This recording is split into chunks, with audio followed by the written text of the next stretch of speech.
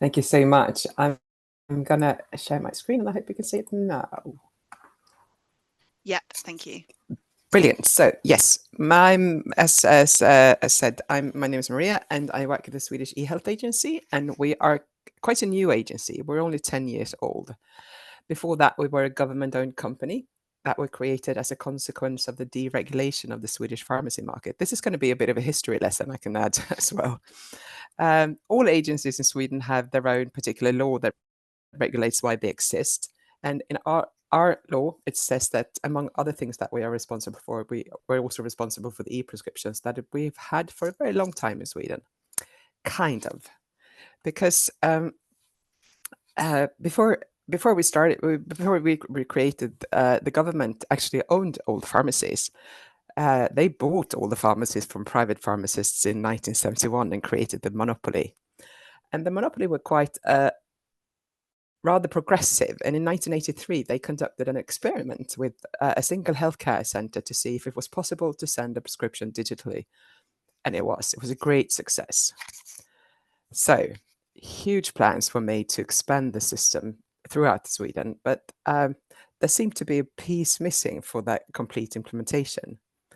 In the pharmacies at the time, terminal systems had been introduced a couple of years earlier, but on the healthcare side, digitalization had not really caught on yet. And it seems like it's really difficult to send e-prescriptions without computers.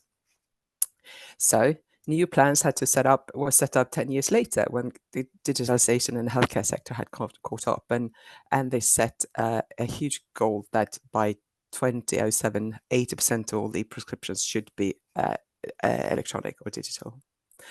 The little yellow figure in the left corner of the slide is what our paper prescriptions looked like. They were yellow pieces of paper, and the first version of our e-prescription system was a way of communicating that yellow paper from the doctor's office to a particular designated pharmacy. So from the doctor's office, they would send the prescription to the pharmacy, and the pharmacist would print it out on paper and give it to the patient, and then the prescription would live its life on paper for the rest of its life. And there's no consent needed for this. And I think one of the things that made the introduction of e-prescription in Sweden good was this step-by-step implementation. So in the next phase, the e-prescription repository was created. With it, the patient could store their prescriptions electronically. They could choose which one. They needed the legal consent to do this, and they could choose which prescription they wanted to store, some of them, or all of them, or none of them. And they could also switch between having them on paper and having them stored electronically. And if they had them stored, they could access them in any pharmacy in Sweden. So when the system was fully implemented, this is what it looked like. I said we had the monopoly situation, and the pharmacy company were responsible for their own pharmacy system, and they were also responsible for the infrastructure. And the healthcare side, we had the EHR systems that connected to the repository, and there were many systems and many organizations. Sweden is it's a regional system when it comes to healthcare, so it's our regions that provides and pays for our healthcare.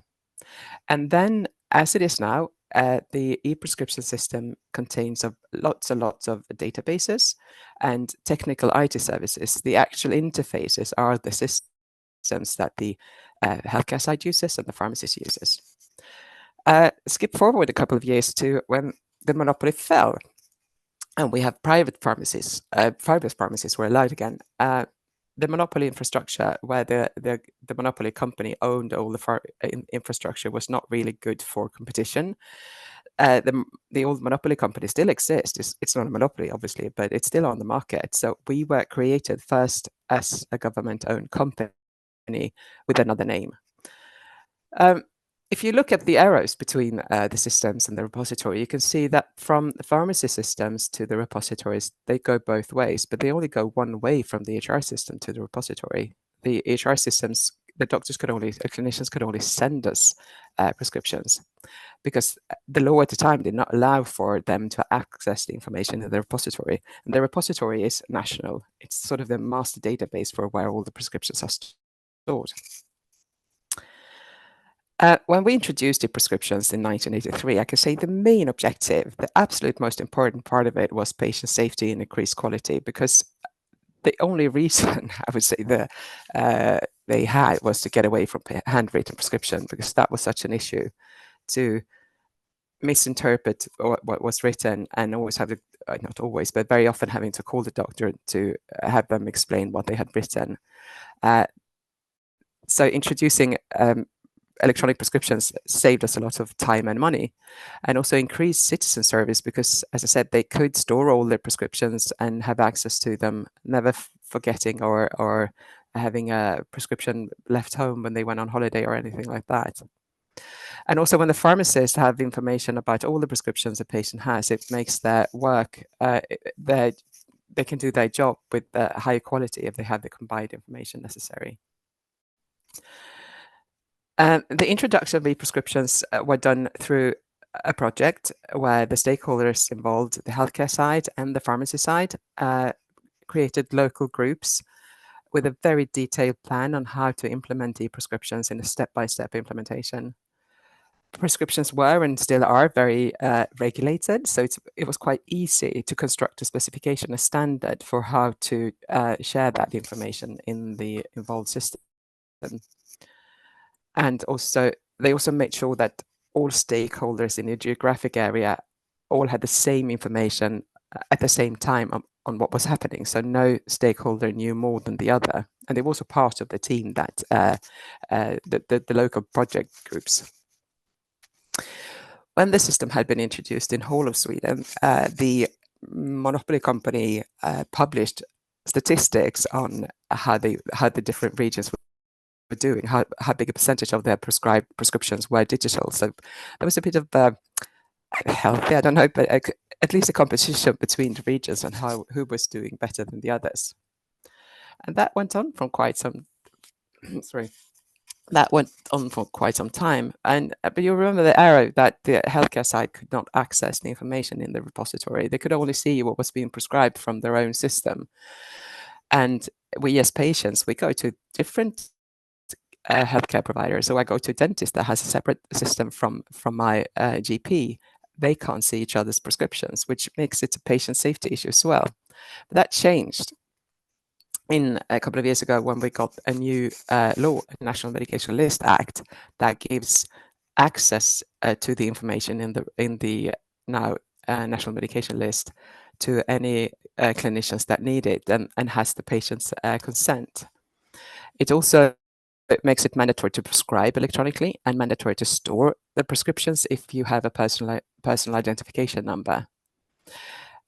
This did not really change much in the usage, because we were at 99% e-prescriptions before the law, and now we are 100 because we force everyone. But for us as an agency, it meant that we had to rebuild our technical platform, because there's going to be so much more traffic to our databases and our services, and also modernize the services that for the National Medication List, we are now based on the FHIR standard. So this is what the current phase look like. And I say current because what we know, what's something that we know when it comes to IT and technology is that it's always changing. And you can see the errors that go both ways, both for clinicians and for the pharmacists and the patients. And we really see the National Medication List as a way of sharing information between all involved. There's a whole framework regarding blocking of information or blocking pieces of information, and also different kinds of consents surrounding the National Medication List. I'm not going to go into that because that's 10 minutes in itself. When we have all the information on the prescriptions, and also what the pharmacists are filling the prescriptions with or dispensing the prescriptions with, we also get information on what's being sold over the counter from all pharmacies, and also from over-the-counter medications from other places that can sell them. We can use that information for the purposes.